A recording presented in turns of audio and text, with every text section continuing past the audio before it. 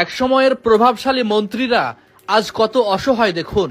ইনি সাবেক বিমানমন্ত্রী ফারুক খান, মোহনা টিভির চেয়ারম্যান কামাল আহমেদ মজুমদার, প্রভাবশালী আওয়ামী লীগ নেতা আমির হোসেন আমু, সাবেক কৃষিমন্ত্রী ডক্টর আব্দুর রাজ্জাক, একসময় তথ্যমন্ত্রী হাসানুল হক ইনু। ইনি হচ্ছেন রাশেদ খান মেনন, সাবেক খাদ্যমন্ত্রী অ্যাডভোকেট কামরুল ইসলাম।